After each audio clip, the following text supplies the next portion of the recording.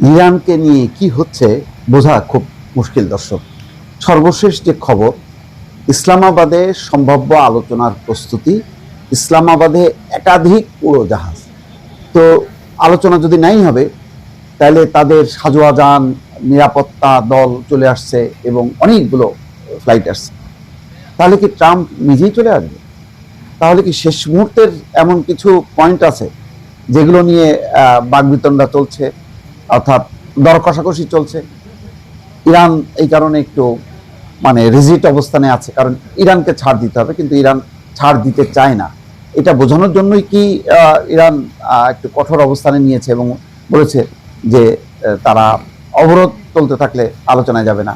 তো অবরোধ হুট করে ট্রাম্পের তো কোনো ঠিক নেই, যে কোনো মুহূর্তে বলবে যে অবরোধ নাই, আর হুড়মুড় করে ইরানের প্রতিনিধি দল চলে আসবে। বিষয়টা এরকম কিছু একটা ব্যাপার আছে।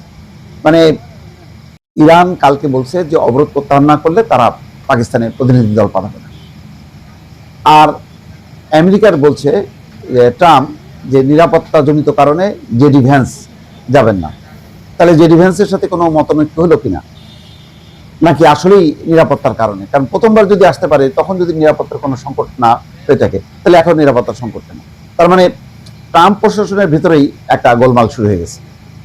আবার যা চায়, যেভাবে চায় ট্রাম্প, ইরান সেভাবে করতে চায় না। অর্থাৎ ওই 20 বছরের নিষেধাজ্ঞা মানতে চায় না। ইরান হয়তো বড় জোর 2 বছর, 3 বছর, 5 বছর পর্যন্ত রাজি হতে পারে। তো এই দর কষাকষি চলতে চলতে এর মধ্যে যদি ইসলামাবাদে মার্কিন যে আগাম টিম চলে আসে, নিরাপত্তা দল আসে, ঝাঁকে ঝাঁকে নাকি প্লেন নামছে ইসলামাবাদে, এবং ইসলামাবাদ বলছে যে কার্যত লকডাউনের মধ্যে আছে।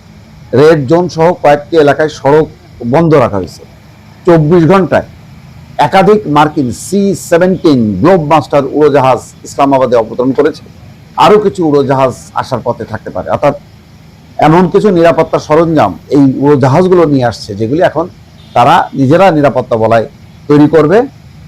সেখানে তারা কোনোভাবেই পাকিস্তানের নিরাপত্তার উপরই নির্ভর করবে না। অথচ ইরান এখনো পর্যন্ত স্পষ্ট ইঙ্গিত দেয়নি যে তারা আসছেই আলোচনার জন্য। পাকিস্তান ব্যাপক কূটনৈতিক প্রচেষ্টা চালিয়ে আসছে।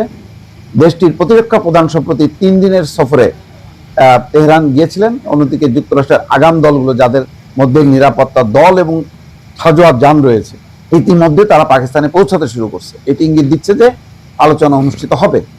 তবে সাম্প্রতিক উত্তেজনা এবং দুই পক্ষের কঠোর সম্ভাব্য বক্তব্য এই আলোচনার উপর অনিশ্চয়তার ছায়া ফেলেছে। এখন বল আসলে আমেরিকার কোর্টে।